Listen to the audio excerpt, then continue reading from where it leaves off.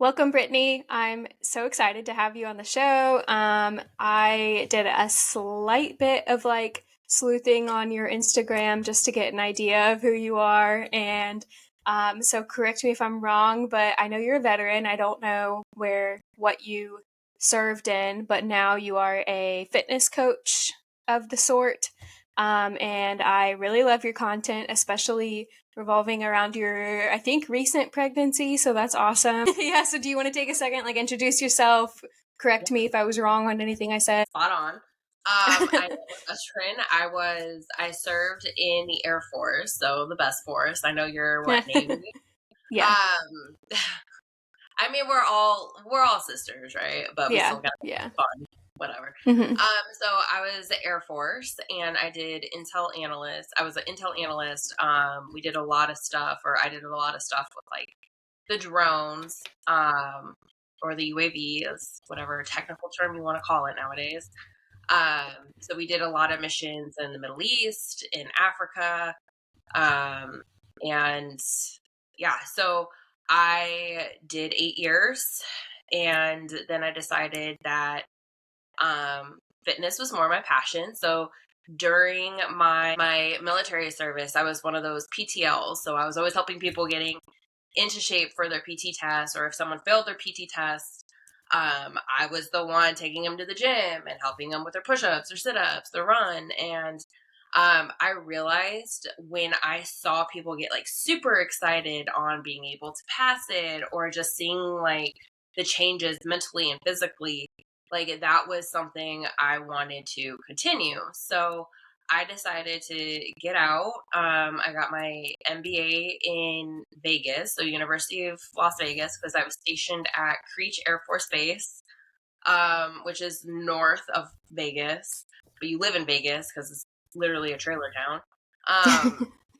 And so I got my MBA at UNLV, and just kind of built a fitness, not empire, I wouldn't say it's there yet, but a fitness realm, and kind of, just evolving from there.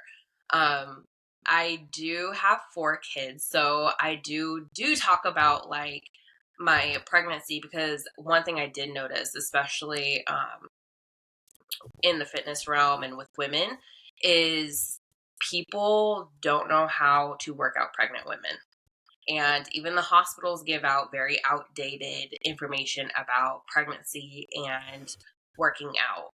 And so I did tailor a lot of my stuff to that. And right now, a lot of my content is, it is very based on women, because a lot of majority of my clients are women. However, I'm going back to school because I clearly, I'm a nerd, I guess. So I'm going back to school for physical therapy, because what I realized with my clients, and as I said, the business keeps evolving, is a lot of my clients, they were like, oh, my shoulder hurts. I'm peeing when I exercise. And it's a very common, it's a pelvic floor dysfunction, but a lot of women don't realize that. So it's common, but it's not normal. So so one of the things is okay, evolving, what's the next step to help my clients and to grow my business is, so now I'm going to physical therapy school, so then I could, help with sports injury and pelvic floor. And honestly, I'm thinking about coming back into the military as a PT, so then I can continue helping service members and veterans and kind of grow from there. That is so cool. You have so much that you want to do. I know. That's the same way I feel when I started this podcast. I was like, do I have the time? And I was like, yeah, it'll be fine. Yeah, and here's the beautiful thing too is I don't know about you, but for me, when I start something, I don't know how it's gonna look, and I'm just okay, you just do it, and then let the clients, let the people tell you how to evolve it. Yeah, absolutely. I can easily sit here and overanalyze everything that I'm thinking about doing, or I could just start and, not really kind of wing it and fake it till you make it to a bit, but you still owe whatever clients you have a good service. So making sure I'm educated enough to provide a service, but also just you're never going to start if you wait until you're perfect. So that's good. I'm glad to see everything that you're doing. Yeah, I agree with you. Like, you sometimes do gotta fake it until you make it. Hmm. And I mean, that's kind of honestly how a lot of my stuff is like, all right, disclosure, like, yeah, I do like fake it until I'm making it, I guess. Yeah. Well, yeah, I totally get it. I think you have to. What years did you serve in the Air Force? Joined in 2009, and then I got out in 17, Okay. about 5 years ago. Nice. And when did you start? Had you always had like a passion for fitness? Like, were you raised with an active family, or when did your passion for fitness start? Uh, Honestly, I think, um, so my parents divorced when I was in middle school, and, um, like, what I did to kind of, I don't know, like, deal with it was I played sports. And so, I was always outside shooting hoops and playing basketball. And so when I got from middle school to high school, weightlifting and conditioning and stuff became very, very, important you know, in the sport. So I kind of started, weightlifting and doing track and doing all of the camps and stuff. So then I could like continue working out. Um, so I think it honestly started because my parents got a divorce and it was my way of dealing with it. And then Hmm. even in the military, there was a couple traumatic, I guess, experiences, if you will, where I did have to turn to fitness. So as intel analyst, like you have a top secret clearance, so you can't just tell someone like, "Hey, this is what I saw today." Like, you can't have those conversations because, again, your security clearance that need to know. So one of the times was my fiance, or my husband, but fiance at the time. He deployed to Afghanistan. So one of his missions, like, even though he was Air Force, so we both met in the Air Force. He was CE, but he was doing convoys with the army. So it wasn't, he was going into these like small fobs in Afghanistan, and, you know, again, doing the UAVs in the Middle East. Like, Afghanistan was one of our main, things that we were doing. Like, we were doing support for the ground troops. So there was one time, it was a couple days I didn't see, or I didn't hear from my fiance or husband. I'll just say husband. And so, it worried me or whatever. And I knew he was at a specific fob. And I go into work, and, the first thing that they always do is they do like the pre mission brief. So in the pre mission brief, they tell you what's going on, like what to look forward to, like this is what happened in the past 12 hours, because we were doing Panamas. And so I go into work, and the fob that my husband was at, there were like 6 Americans were killed. And I lost it. I was Oh like, God. I didn't hear from him. I didn't know if it was him because it was such a small fob. And ironically, there was an attack there. Um, so one of the things I did, like, I just wasn't mentally there. Like, like I said, I can't call my parents or, my friends, be like, listen, like, this is what happened. Um, so I asked my supervisor, I was like, hey, can I go to the gym? And they were like, yeah. So I went to the gym and I got on that treadmill and I ran so fast. I if I did my PT test with that run that I did, I probably would have got 100. Like, I was just sprinting. And I think that's when I knew, like, fitness wasn't even just a physical thing for me. It was like, it was mentally. It was like, it was my escape. And for me, like, sharing that with other people and telling other people, like, listen, it doesn't have to be physical. Like, there's so much more to working out. And um like, and it doesn't even have to be at the gym, right? Like, I just go to the gym because I personally like to lift weights. But it could be anything. Just get your body moving because there's so many other benefits than just losing weight, which everyone seems to want to do. And when I had kids, I dealt with postpartum depression, which a lot of people, again, don't talk about. But again, that escape was me going to the gym because I knew what it did mentally. And that's why, because of all of those experiences, from my parents' divorce to, my military service and even postpartum depression, like, using that and telling people and telling my story, like, listen, working out and just getting your body moving, like, there's so many benefits to that. And um, you just have to think more than just physically.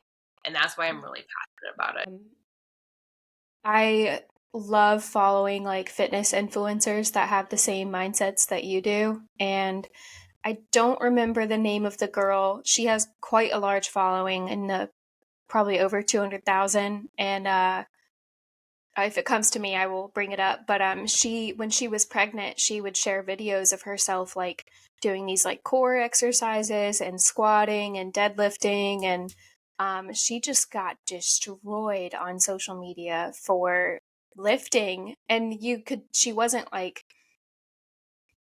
overexerting her body or anything. She was just getting like good movement in, and she just like kudos to her because she was really getting wrecked on social media, and she just stuck to her guns and kept sharing about it anyway. And then this was a few years ago, but like she would start sharing studies about why this is like good for you, and Mm-mm. especially like core health. Like I've never had kids and I'm not like the biggest fitness person, but I do enjoy like lifting weights and taking walks with my dog and stuff. And um just even the mental like freeness, kind of like just it really, like, I took a nice like 45-minute walk with my dog right before the podcast, and I was just like, man, I am ready for the day. Like, it is Monday, I'm happy and the sun is shining, like, and I was like, who am I? But Yeah, it no, really is crazy.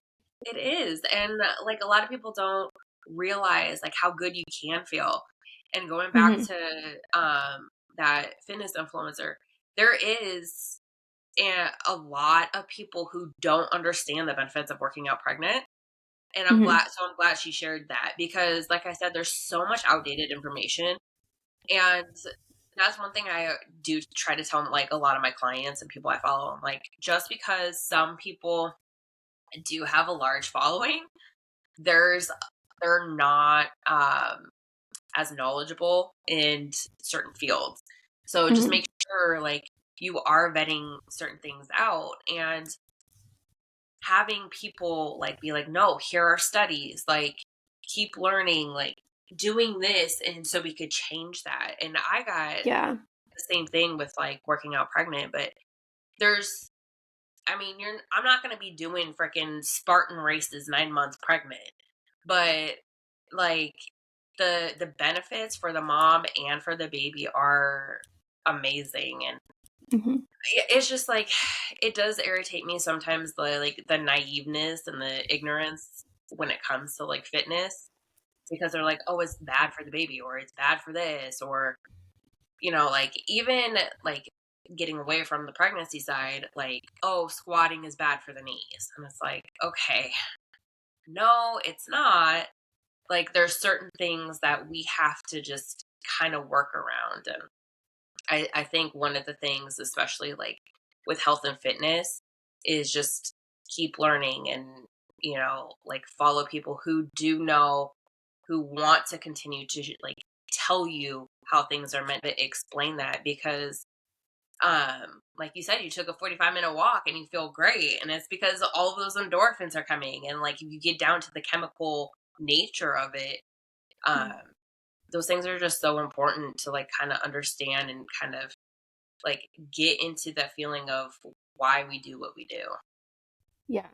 Do you mind touching a little bit on like uh I don't know if you're like educated in the nutrition side or not, but if you're able to touch on that too, like what a woman should do from living a normal, active, healthy lifestyle to like switching into that preparing for pregnancy, and then when you are pregnant, like what shifts should you take as far as like your workouts and your nutrition and stuff like that? Honestly, the first trimester, you really don't have to make any changes. Excuse me. So for nutrition wise, for the first trimester, you don't need any more additional calories. So that whole eating for two, like people think that's a thing, and that's like one of the worst things that you could get into that mentality. So that first trimester, you don't need any additional calories. You could continue working. If you're already working out, you can continue working out. Where it starts making those changes is when you start growing that belly in like that second and third trimester. So in that second trimester, you don't want to be laying flat on your back. I think it's around, I want to say about 200 to 300 more calories than your maintenance in the second trimester. And the fourth trimester, or not the fourth, the third trimester is, there is a fourth trimester, but Yeah. the third trimester is about additional like 400 to 500. So like that whole eating for two really is not something that a lot of pregnant women should get into that mentality. Mm-hmm. And then with working out, if you've been working out, keep working out, doing the same thing. Like my last pregnancy was twins. And they were in a uh-oh. So like trying to figure out like how to eat and how to work out, whatever. But I honestly, what I was running up until like 6 months, like with my twins. You just have to engage your core. You have to just be knowledgeable enough, and just be careful. You have to listen to your body, essentially. So that's like Mm-hmm. obviously a huge thing, which is why I started slowing down towards the end, Mm-hmm. because I just have huge babies. Like most babies, like come out like with twins, they're like 7 or 5 pounds. Like no, mine were like 7 pounds each, and I'm like, oh my god! And I had Poor to evict. thing. Like I had to evict them. Like these kids would just not come out, and so like you just have to listen to your body and a lot of that other stuff. But I always try to encourage pregnant women to continue working out because it's just one. There's so many benefits, and What then would you say to, sorry, what would you say to pregnant women if they're like really feeling that like decline in energy? Um, because you can't really chug an energy drink, or you probably shouldn't when you're pregnant. But like, what's something else that they could do to try to help like boost energy? Are there foods that they can eat, or a morning routine, or? honestly, exercise. Like I know it sounds so like counterintuitive, but like Mm-hmm. taking a walk will get your energy levels up. Another misconception is like you can drink caffeine when you're pregnant. The recommendation is up to 200 milligrams, and if you think about it, like a cup of coffee is only like 70. My When I was pregnant with the twins, I couldn't even stomach coffee. So it was just the walks and just getting the blood flowing and get your body moving. Um, let's see. From apart from like the pregnancy, I guess shifting away from women in pregnancy, as far as like the military goes, are there any like tools or anything you learned from your time in the military and being I don't remember what you called it. We call them fitness leaders in the Navy, but being in a leadership position in the fitness realm, like, do you carry some of that education over, or is there anything you disagree with from your time in the military? Yeah, because like a lot of the PTLs, like I just, so here's the thing that they did. They just picked someone who went to the gym and was passionate about it. They had no Mm-hmm. expertise. Like looking back at where I was 10 years ago, like trying to give people fitness advice, I'm like, oh my God, I can't believe like they trusted me. I'm glad they did, but they just, and I noticed it here now too. So my husband, like I said, is still in the military. We're at Altus, Oklahoma. I don't know if you know where that's at. It's like in the middle of nowhere, but it's a tech school for the load masters and boom operators. So I do still see like a lot of um, airmen coming through the pipeline, and their PTLs, like they'll tell me like their PT sessions, and I'm like, oh my God, like why are they still doing that? Mm-hmm. And so I think one shift that the military should do is do lean onto someone who actually is qualified and do more than just running. Like and I don't know how it is with everyone else, but I know with the Air Force, like with their PT is just, it's so much running. And I'm like, okay, that's great. And I do realize that the PT test is very run heavy, but we needed to be doing more than just push ups, sit ups, and then a 5 mile run. Mm-hmm. And I think one thing, just like when I was in the military and then just seeing it now and being out, I do think we need to have more people who are qualified to be like, okay, these are the exercises we really should be doing. This is how we should be preparing for a PT test. Like this is how, you know, not be so run heavy, because obviously running, yes, it is something you need to do, but I mean, we need to be doing more than just push-ups and sit-ups for a workout. And Yeah. that's one thing that I do think like the military does need to change. Mm-hmm. No, I definitely agree, and I think that's exactly how it is in the Navy too. To be a, we call them CFLs, command fitness leader, you just have to have an excellent or higher. So it's like the second best score. Well, you can max it out. You get an outstanding and then an excellent, and then below that is good. So it's like the middle. You just have to be middle of the pack in order to be a fitness leader, and then you don't even have to get the education. And I don't know what they teach in that school, but it is just a lot of people that really love working out and then want to make everyone else feel bad about themselves because they're not on the leaders level. Mhm. But I think I saw the Navy change. I just got out like 2 months ago. And I was Oh, in for okay. 10 years. Yeah.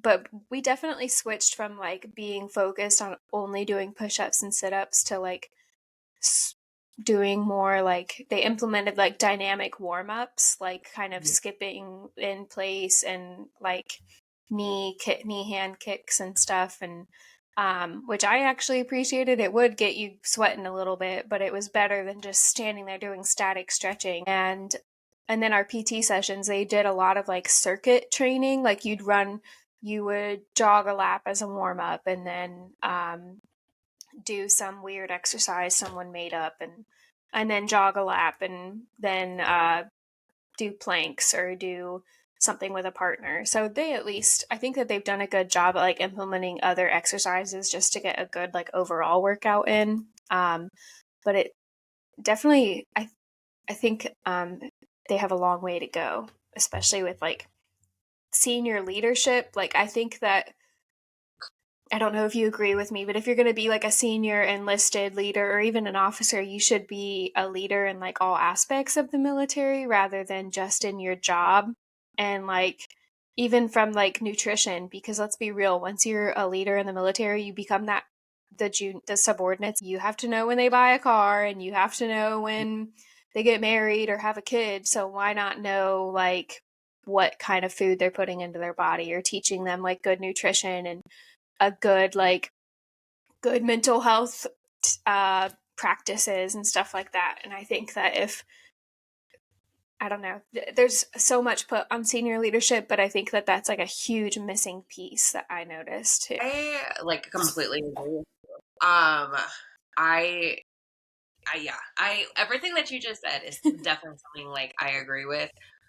Because I, so my husband, he, went from enlisted to officer. And so like he's, I think like a really good example, because he's always like, well, I got to go to the gym. I'm in the Air Force. Like I got to show people like it's all aspects. And I agree with that, because Mm-hmm. like how you're supposed to be well rounded, right? Like the enlisted performance reports, the EPRs, and I don't know how it was with the Navy, but they always wanted that whole person concept, which included, the personal, professional development, but health in fitness, like the PT test was a huge one. And one thing like I am kind of like annoyed about is the PT test isn't really hard to begin with if you're already like taking the actions of like working out. Um, and they made the requirements less strict. And then they gave people different options. Like at least with the Air Force, they gave them like different options that you could choose from. And I'm like, why are we making it easier when we should just be promoting it overall? Like, it shouldn't be just promoted just to pass a PT test. There are so many benefits on why you should be working out throughout your whole life. At the age of 30, you start losing muscle mass. 30. Like, so every 10 years, you're losing like a couple percent of muscle mass. So strength training is so important. For women, we're more prone to osteoporosis as we age. Strength training helps combat that. And then obviously, like all of the diseases that come with not working out. And so I think it needs to be more approached overall and changed overall. And nutrition Yeah. does play such a huge part. Like, you are 1000% correct. Like, you can't out train a bad diet. So like, how you have to kind of almost think of it as food is fuel. And if you want to perform better, you want to be better, you want to feel better, like your food is going to do that. Like, you're not going to put some shitty gas in your car and hope it runs, right? Like, you Yeah. can't expect that with your body. And I think that the military overall needs to just overhaul the whole fitness and nutrition aspect. And I know they're also, and I do think they need to do the mental health aspect as well, because it all plays into that whole person concept. Mm-hmm. No, I think from personal experience, my time in the military wrecked my relationship with food, and it like I am just learning all of these things that I'm just like, oh my, and it's hard to uh literally reprogram your brain around food, and just from so much like, I mean, it really is almost kind of binge eating in the military because you don't get. I was an air traffic controller, so you don't get a lunch break. You either, if it's slow traffic, you eat while you control, or you wait until you're off shift to eat again, or get. Sometimes you can get someone to relieve you. But even just like, let's say you're on deployment or you're in like boot camp and the food is horrible in boot camp, and then you're so excited when you get out, so you go eat a ton of food, and it's the same thing like throughout the workday you are deprived of food, and then you get out and you're like, oh, what tastes good? And you're like, oh, McDonald's or Taco Bell, and it just, and next thing you know, that's your whole lifestyle. And then just taking in like the vending machines are stocked with candy bars and junk food and sugary energy drinks, and no, like, not even like a diet pop or soda option. Like, it's, why can't we get some like fruit, or even just like a trail mix? Like, I'd be happy with trail mix, or but then you have one thing, a trail mix next to Doritos. What are you gonna pick? Like, Oh, a thousand um percent. yeah. And then it's just breeding this extremely unhealthy lifestyle. And I don't think I noticed it when I was in, but now that I'm out, I'm like, geez, I have so much to learn, and just take it a day at a time. Yeah, and you're right. Like, it's like when I was in, like, I didn't really know much about like nutrition, and you're right. Like, you're either on the go and you're stuffing your face, and then when you get out, like, honestly, like, everyone says that they lost weight in boot camp. I gained weight. Okay, like, I am like, how does that even happen? Yeah, so I gained weight. I was one of those little chow hall like people. So I was the last to eat. So I was always stuffing my face because, you only get what, like 10 minutes, or I don't, it's been so Yeah. long. But like, you get such a short amount of time, and I was the last one, so I'm like stuffing my face.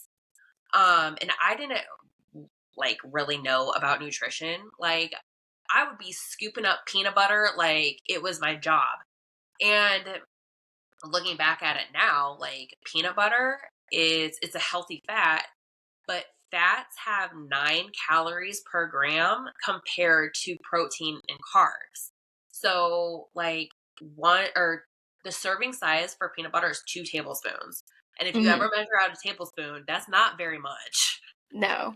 And that's 190 calories. Like, so if you're eating a crap ton of peanut butter, like that adds up real quick. And like I Hmm. said, you can't outtrain a bad diet despite how much PT you're doing in boot camp. And then, like once I did get out, I have an Oreo addiction. It's really bad. Like excuse me, like I had like so many packs of Oreos, and I was like secretly eating them in my like dorm room because I'm like, oh, an Hmm. Oreo sounds good, and again, 2 of those, like, it's only 140 calories. And I don't want to like get people caught up on like counting calories. It's just being more aware, right? Like everything in Yeah. moderation. I'm not very strict with my diet. Like I don't think that's sustainable. Like all I'm Hmm. saying is you just got to be aware, right? Yeah. Uh, so yeah, you're right. Like, and they don't teach you this. Like as a Yeah. young airman, like you literally go from because I joined when I was 18. So you literally go from the house of your parents to Uncle Sam, and now they're like you said, now they're your parents, and you don't have like a lot of that guidance or a lot of that education on how to eat right or exercise right or I mean honestly like be financially right.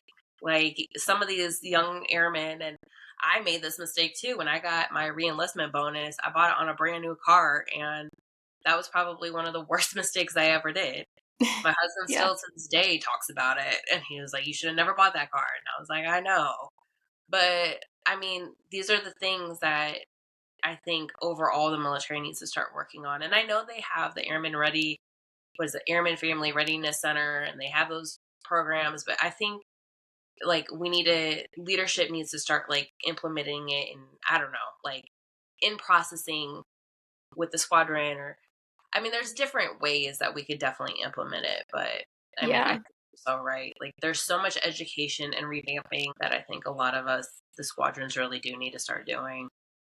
Absolutely. And you're only gonna, if you literally fuel your whole military force with like good food, you're just gonna get a better performing military rather than like, let's throw reenlistment bonuses at them and not teach them how to be better at their job, but let's give them more money and they'll stay. Like, I don't know. I'm not there anymore, so this is just my 2 cents in hindsight, But let's switch to more of like the business side. So when did you actually start your business? What was that process like? Did you use any like VA benefits to help you? No. So, when we were talking about faking it till you're making it, that was Yeah. honestly like a lot. Yeah. So the military does have something called Boots to Business, and it is Mhm. a course. And I think it was through, and for the Air Force, it was through the Airmen Family Readiness Center. But they do kind of give you like some resources and like a little book where you could kind of you know, figure out if you do need funding and if you want to go into franchising and stuff like that. So it is a very good intro course. Like I said, it's called Yeah, I Boots. took it as well. Yeah, and it's a great start. Um, but so yeah, faking it to make it. So because I was thinking like once I start this, like I'm gonna be like this huge new fitness influencer and just have this whole empire, and I'm gonna be making 6 figures and all this stuff, and I need to pay taxes, and that's not what happened. But I am glad that I did file the LLC because there is like a lot of tax benefits with that. I did mine through Nevada, so you don't have to pay income tax or state tax. So that kind of helps. So there's a couple different states where you could do it. Honestly, I did LegalZoom and they filed it for me. Um, And so I do have that umbrella of an LLC. Like I said, when I have my tax lady do my taxes, because once you get married and kids and houses and whatever, it gets like too complicated for TurboTax. Yeah. I mean, honestly, TurboTax is really great, Hmm. especially if you're in the military, because it's free. Yeah. So side note. But no, so there is like a lot of benefits of having like a filed LLC. So that's kind of how I started. Then like I said, I went to, got my MBA, because what I initially wanted to do is I wanted to have my own studio. So like a spin cycle studio. Clearly that didn't happen because I didn't realize how much money I needed up front, and my husband's still in. So there was like a lot of moving parts. So then I was like, okay, so how can I create a business where my husband can still stay in, we can move or whatever. So I decided to do most of my stuff online. And again, that was like a whole evolving, trying to figure out what to do, because I was at the time also an Orange Theory coach. So which is Orange Theory is a group fitness, um, group hit fitness type classes. And so I was like, oh, like maybe I'll just do fitness for everyone. And one thing that I really wish I took the advice early on was niche it down. And so when I started, everyone's like, you got to niche it down, you got to niche it down. And I was like, no, I want to help everyone. And then it became to women. And then the more I was involved in the fitness industry, the more I realized like how many people were doing the same exact thing. And then I was like, okay, so let's niche it down a little bit more. So then I was doing again with pregnancy. So pregnancy and postpartum. And then again, I noticed a lot of women were, tailoring it to moms. And I was like, well, damn it. Like, how do I set myself out? So now I'm in the whole rebranding again. This year is now I'm doing female veterans and service members. So that's who my niche is now, is helping people, who want to pass their PT test or who have transitioned or whatever we've served. And those are the people Hmm. that I want to work towards, because like we all been through almost a very similar situation, right? Like everyone's experiences are different, but they're honestly very similar if you're looking at the big context. So niching down is something I always tell people, like, yeah, you probably should niche down. And that's why I'm niching it down to service members and female veterans. And one of the things, this is another passion project, I guess, is um I'm like launching this thing called Women Serve. So I don't know if you've had this experience, but like I would always like no one would recognize me as a female veteran or a female service member.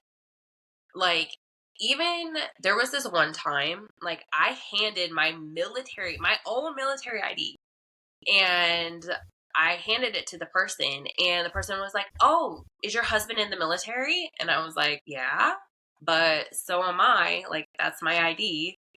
Hmm. And they're like, they were just like flabbergasted at the fact that I was in the military. And then there was like another time where my husband and we were traveling, and we both handed our IDs. He got thanked for his service and upgraded to first class. And then I didn't get anything. Like, not even a thank you or anything. Oh my I'm God. like, are we serious right now? Like, both at the same time. So for me, it was always, and honestly, I could keep going with different stories with this, but like, it always irritated me that, and I get I'm a veteran now, and now I'm like a military spouse, but it always irritated me that even when I was in, no one would ask if I was in. They just assumed that I was the spouse. And that pissed me off. And I was like, no, women serve too. Women serve too. And that's like this passion project that I have right now is like, listen, women do serve. Like, we do the same exact thing that the guys do. We go through the same stuff. Like, give us the recognition. Yeah. And so, one of the things that, again, kind of going back to what we were talking about, like, not knowing the end goal, just kind of like letting people Doing tell it. you like, how to evolve your business. Like, that's kind of how I'm doing it now. Like, right now, I'm just doing merchandise right now because I'm like, I know I want this to be bigger than I can explain. Hmm. But right now, let's do merchandise. Let's give to the charities that support female veterans. Learning about is that female vets tend to be more homeless than any other demographic. And Really? I didn't know yeah, that. I know, right? Like, isn't that shocking? Because like when people get out, like it's never working dad. It's always working mom. So like if they're out, they're not getting the support because, a lot of people don't give them the credit of their service, or some women feel like they didn't or they don't deserve to be recognized because they only did 4 years or a couple years, and then they have the financial issues and not understanding, and then childcare and dealing with the kids because the kids will go with them. And so, one thing that I did find out was that a lot of like female vets tend to have a higher demographic for being homeless. And and there's a couple other ones too, a couple other stats. So right now, what I'm trying to do is create the merchandise to give like 10% of the profits to these charities, and then kind of build from there, and then Yeah. tailor it or mirror it or marry it, I guess would be the better word. Marry it with the fitness side where I'm, helping the female vets and service members with the fitness and the nutrition, but then we're helping and giving back to like the female vet charities. That is awesome. I 100% agree with you. And me and a woman named Stephanie, I think her podcast episode might be the one coming this week. I don't remember, but we went on this like 25-minute tangent about like how women don't get recognized, and that she owns a coffee shop in Northern California. And she said that like people would come in and ask her, even though she is clearly the owner, if she claimed her husband's military service as a veteran owned business because she was married to him. And now like she's a welcome part of the community, and all the like the old Vietnam vets come hang out at her coffee shop now and love her. But she was like, it took a minute. I had to really like prove to people that I served. And I still get double takes from new people. And um same to me. Like I'm not one to like brag about serving, but if it does come up, like I have veteran owned business on my website. I think it's in my Instagram bio. And then when I go to like vendor fairs, I have a little frame that says like veteran owned business, and I have like the Navy Chief like logo on there, because it's a conversation starter. Yeah. But some people see the sign and they're like, veteran owned business, huh? And I'm like, yep. And they're like, are you the owner of the business? And I'm like, yep.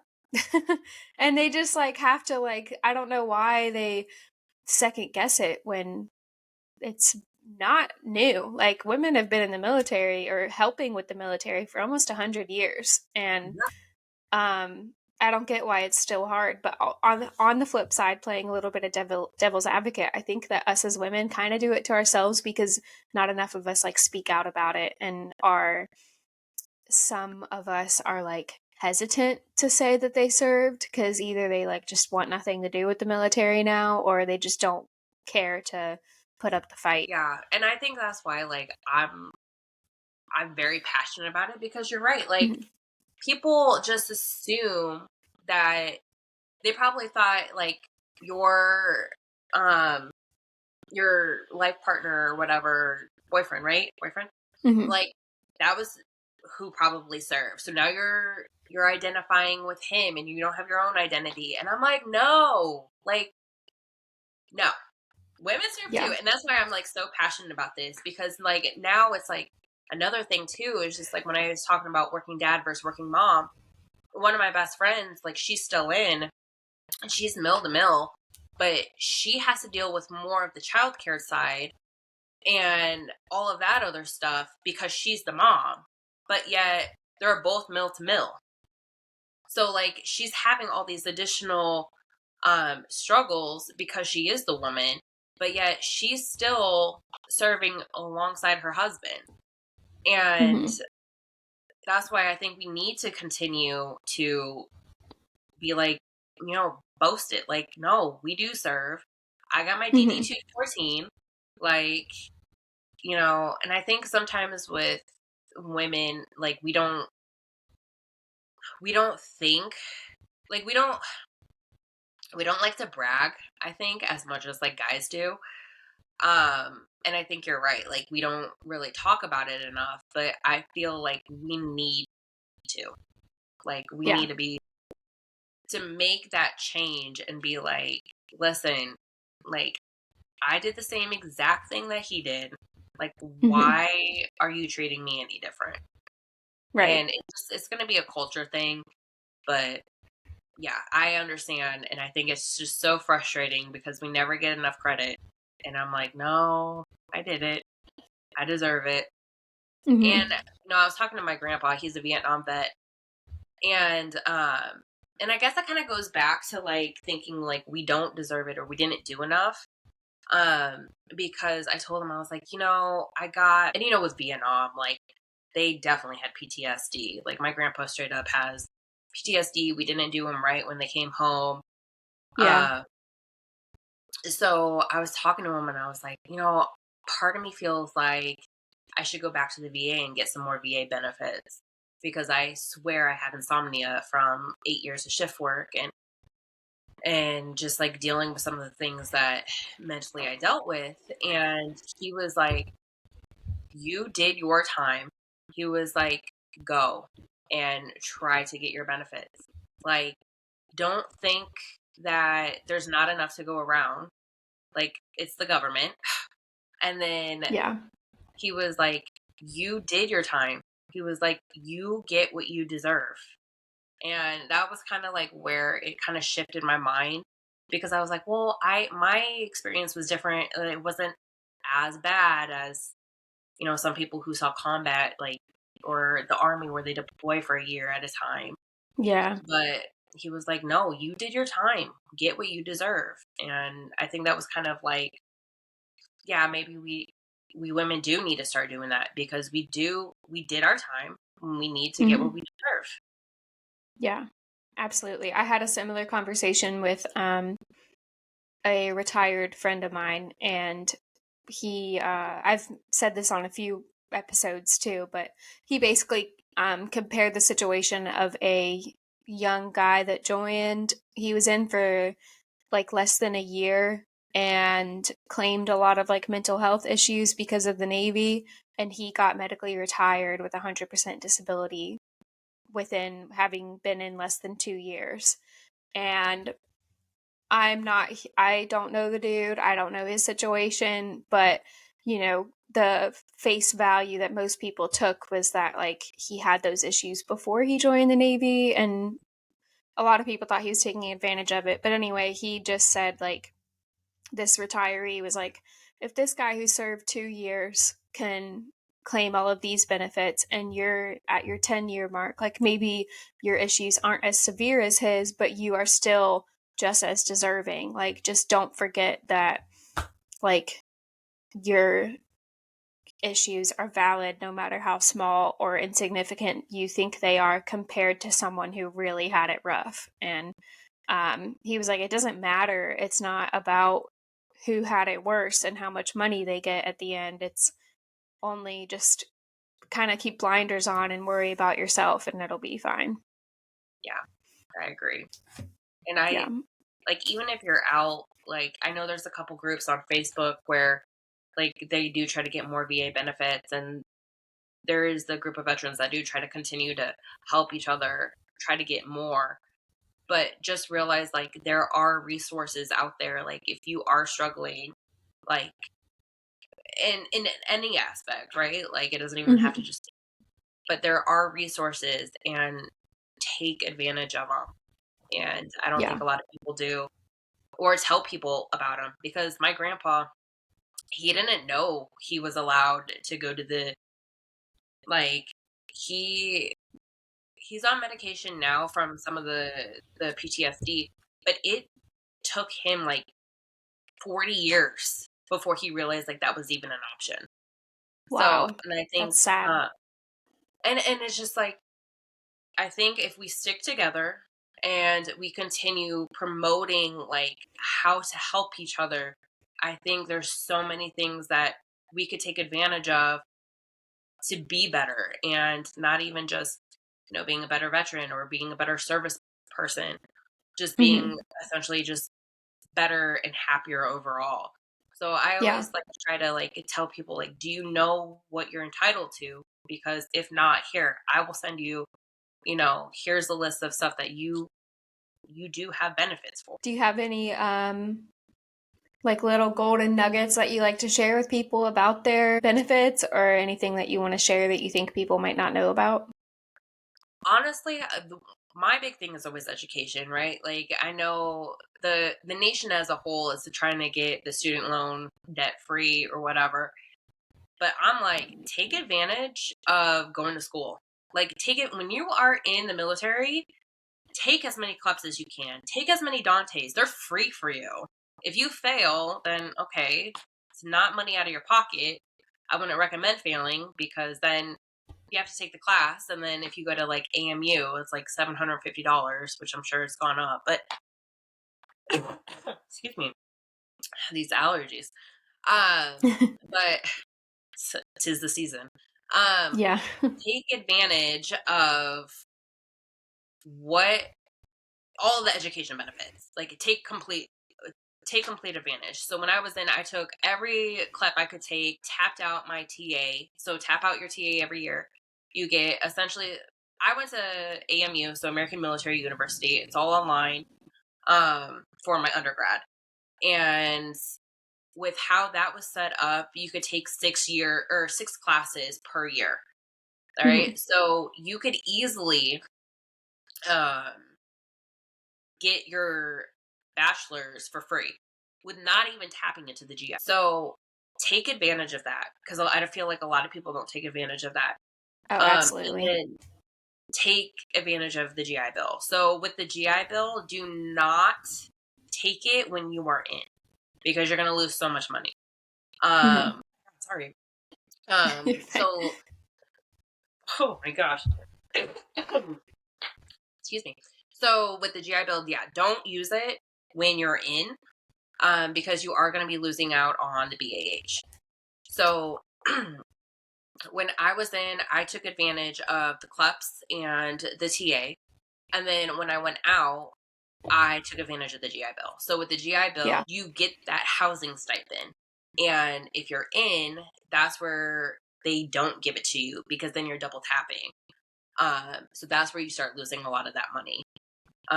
Also, if like your spouse does give it to you, and your husband or wife is still in, you will also lose that housing stipend, because it's double tapping.